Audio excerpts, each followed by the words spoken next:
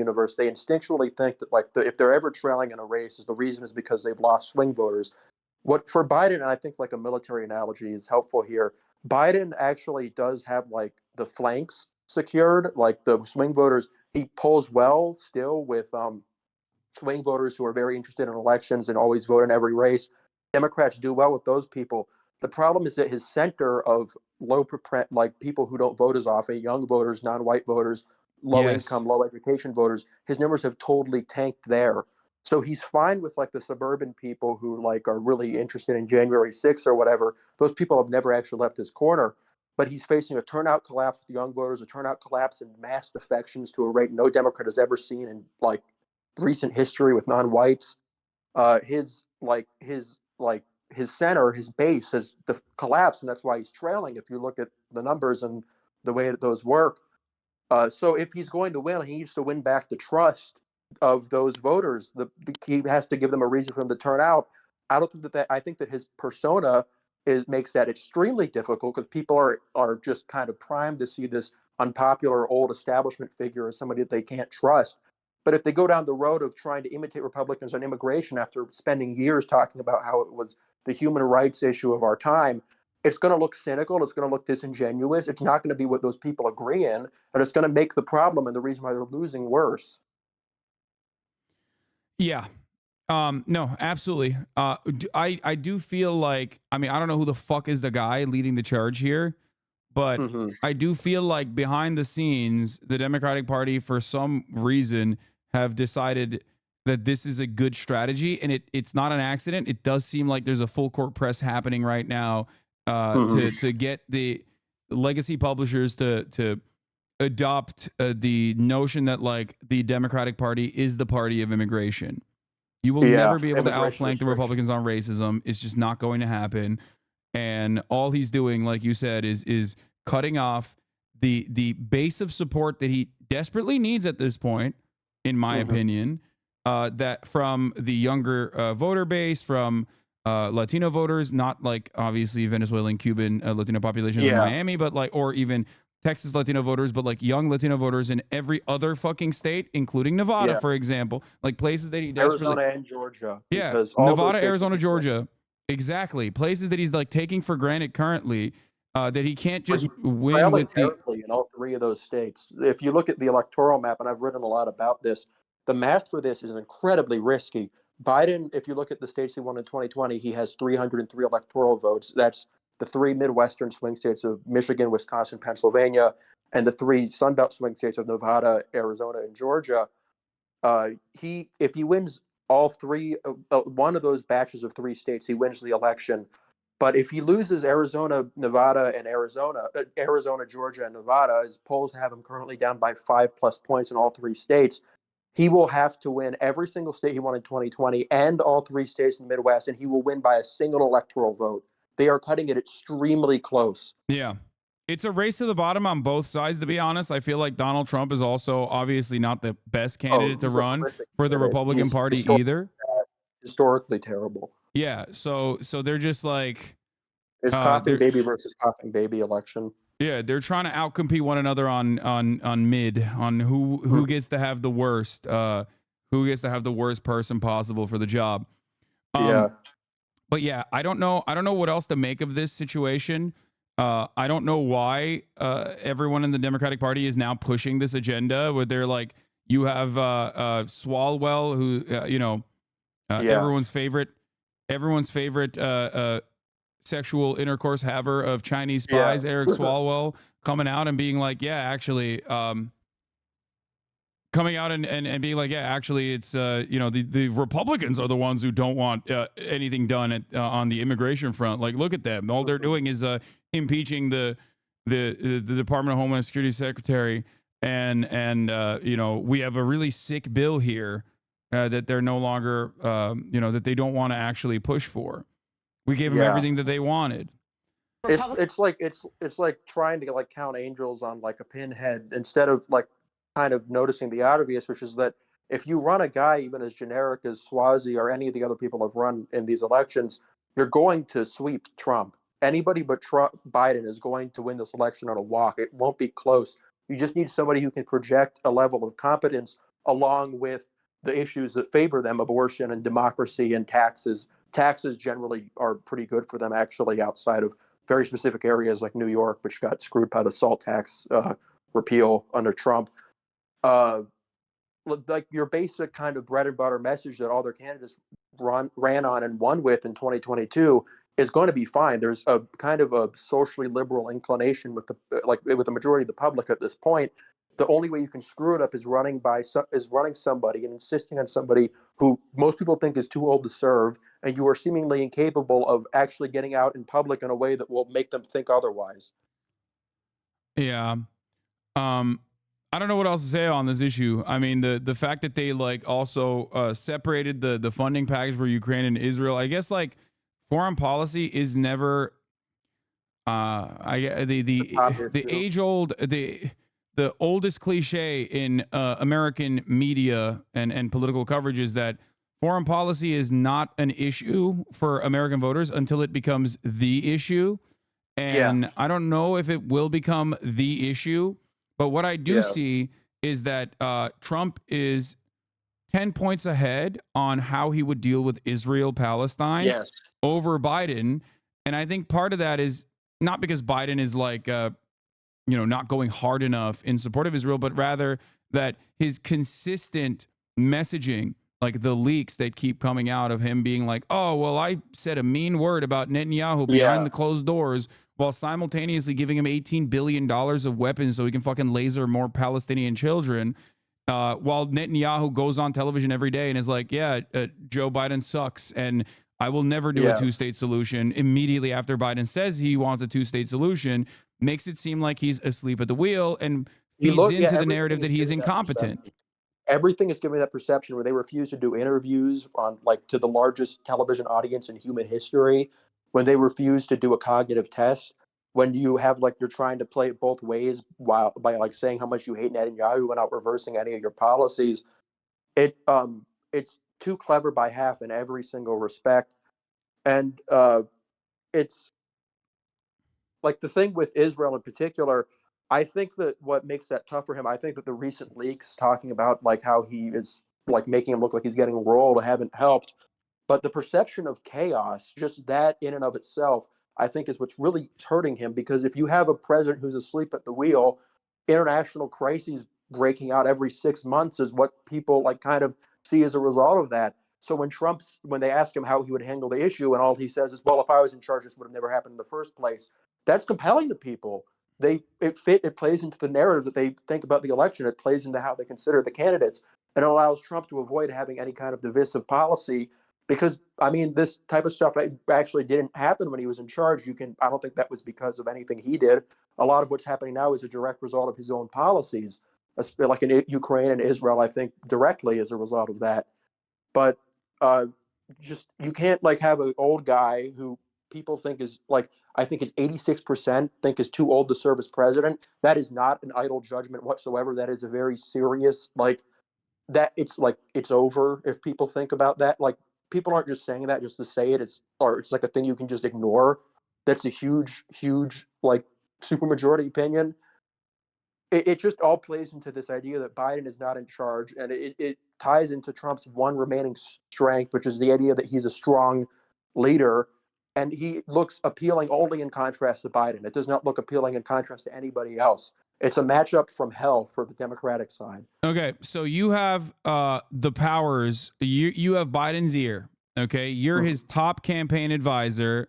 What do you recommend to Joseph Robinette Biden and the Democratic Party in terms of messaging? How do you solve this problem? Now, obviously, if I can't tell him to drop out, well, no, you can't tell him to drop out. Obviously, that's the first thing. But you're not. You push him. You push him gently when he's trying to walk down the stairs. I open up the window and a slight breeze comes in. No, but beyond that, okay, beyond the light breeze that takes him out entirely, he's still very much alive. He's in the hyperbaric chamber. They're rolling him out every now and then. What are the things that he has to do to fix the messaging issue? he has to take every single media opportunity available. And he has to start doing that yesterday. You can't do stuff that plays into. You can't beat the dementia allegations by acting like your candidate has dementia. Like you Yeah. can't do stuff like refusing TV interviews. You can't do stuff like refusing a cognitive test, like the first time a president has ever Oh refused to do that, I yeah. think. Like Oh, you that can't was play awesome. like yeah. I mean, it's like what other conclusion are we supposed to come to here? Like what? How could you explain this if he actually is totally fine? It's like that thing that Jon Stewart said. It's like if he's totally with it and in control, why aren't you filming that? It's like Yeah. I don't think that I hope that they wouldn't be doing this if he's not actually like that. So you need to actually start projecting that. As for the specific issue of immigration, I mean, I don't really necessarily hate the idea of them saying Republicans killed a deal for politics. I think you can work with that in a certain way. Like it plays into Republicans caring about politics, not trying to solve solutions. But you have to make it just a general leadership question. You can't make it like a thing of how, oh, we're the real party on the border. It's like we're the real party that actually cares about this. We're going to totally flip this. It has to be kind of just in the framing of like these guys just care about this for political reasons. They don't actually care about it for like whatever they say they care about. It's just for votes for them. And like that plays into Trump being corrupt and dishonest, and it's just very bread and butter stuff. They've already beaten this guy before. They've beaten this party like a tremendous number of times. They haven't really lost an election year since 2016, and that was kind of like a fluke. Like you don't have to like rethink your entire approach here. Like the immigration stuff in particular was a huge asset to them. Maybe there's not a way you can kind of go back to like saying that he put kids in cages when you're doing that yourself, Yeah. but just try to like don't try to reinvent the wheel. This guy's always been unpopular. Like just kind of look like you're up to it. Look like you like project some level of competence. Just hit the basic stuff on democracy and abortion and competence, obviously. And this won't be hard. This should not be a hard election. This is not in any way hard election. The people haven't bought into what Trump is doing. They don't like him.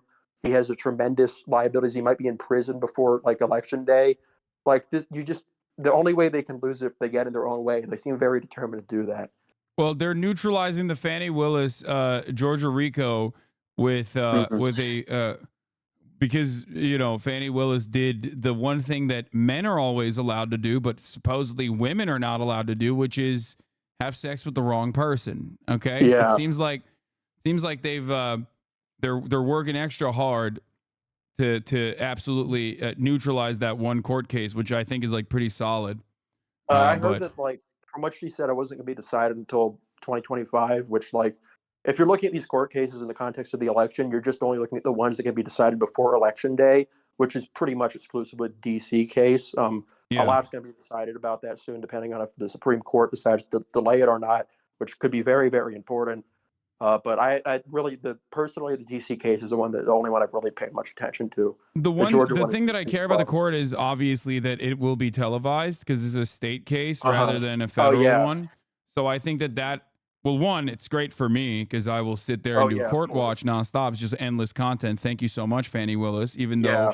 I don't like what she did to YSL, Free Thug, but Yeah. um, Yeah. but having said that, I do think that that will have implications for the race as well. Constantly having Trump on camera in the court is going to Yeah. only reinforce the narrative that he is like a crook, a criminal. It almost plays Yeah. the I am a believer that I think the last second Hail Mary in the last election cycle that really pushed Biden over the line, over the finish line, which many people get mad at me for saying this, was Donald Trump getting COVID. Oh yeah, I Like agree totally. it's something that we Absolutely. totally like we never talk about for some weird reason, but it absolutely made people remember all of the most devastating aspects of COVID when the fucking Hmm. president got it. Okay? Like I think Totally, that's a totally back huge you up on deal. that. That was a Statistically, you're huge totally right. fucking deal and I think that actually pushed Biden across the finish line. It was not like a minor thing. It was like the Jim Comey letter, the second letter. Like that's a big Yeah, deal. That was a big that deal for happened. Yeah, Hillary you're Clinton. absolutely right. Um, Biden actually, his numbers, the polling was tremendously off that year. Like because of COVID, it made it hard for them. They oversampled a lot of liberals who were staying at home while conservatives were just doing whatever outside, so they weren't picking up their phones. The polling there was just really, it's not a permanent issue. It's just a very specific COVID thing. But Biden's numbers before the debate and when Trump got COVID were actually narrowing significantly over September. It's kind of a thing that always happens with Trump. He has kind of cycles where he goes up and down. But after the first debate and after he got COVID, Biden numbers completely spiked. He was leading by nearly 10 points, and that provided him a big cushion for when Trump had like kind of a last second surge when he went on a huge rally circuit like he did in 2016. Biden was leading by a lot more than Hillary was at the end, and he ended up winning very narrowly. I would say absolutely that was one of a lot of factors that sealed it. Yeah, and I think Democrats don't realize that was like a major that played a big role, and I think that what will happen now is like with the highly televised, like what's Biden's biggest weakness is his competence, his lack of competence, his senility, right? Mm-hmm. Trump's biggest weakness is how corrupt he is and how undemocratic he is. And when you have Trump consistently pictured in a court, inside of a courtroom over and over again, I think it reaffirms that position that he's corrupt and also a crook, right? Yeah. And I feel like it's almost like the COVID, it's almost like the recycling of the COVID narrative that like it will really hammer on Trump's biggest fucking it'll really hammer on to the eyes of like the moderates and whatnot that Biden currently has locked down, regardless, that like Donald Trump is going to be the same kind of madness that you hated, that you will have to forcibly pay attention to politics and you don't like that. Mm-hmm. And that's going to happen if Donald Trump wins again. So don't vote for him is going to be what is happening. He gets with the court cases. The suburbs too. Like in 2022, Democrats, a reason why they did well was that their margins increased in the suburbs off of Biden's numbers in 2020. That happened in Georgia. It was a pretty like crazy thing to watch. So yeah, and it'll spark a ton of interest. It'll be a huge circus. People who aren't normally paying attention to the election will they'll perk up when they hear that Trump is in a courtroom or Trump has like been convicted of a felony by a jury. That'll like if that comes like to be the predominant story like at the time of the election, like that could be the cause of a last second boost for Biden for sure. And polling right now currently has him leading, and hypothetical, even in polls where Biden is down, he is ahead sometimes by very large margins in hypothetical situations where Trump has been convicted. So I don't even think you need like Trump to actually be convicted. Just really like making like what's going on clear to people, what might be enough to really get this small Trump lead whittled down and get back into the black. This is why I think like it's very, very hard to call it at this stage. Like people have like in either direction, especially because like people have said that I'm equivocating or whatever. You don't know what's going to happen. I don't know either. There are certain factors that benefit the candidates in one way. There are certain factors that benefit the candidates the other way. At this point in 2022, they hadn't even like the Dobbs decision hadn't even leaked. We didn't know what was going to happen. Like the most you can do as a commentator right now is just lay out the different factors and narratives that are going to be working, and like try to figure out what that says about where the public is at. I think that right now we're in a very non-ideological moment. We've had all the fights. It hasn't really ended in a definitive way. People are kind of sick of it. They're willing to accept a policy one way or the other as long as they think it works. They just want somebody who is competent in charge. And it's an election from hell because both of the candidates running cannot project the competence that you need to really seal the deal here. Yeah, absolutely. All right, well, Ettingermentum, thank you so much for coming on. Where can people find you? I'm on Ettingermentum on Twitter, and I have a newsletter.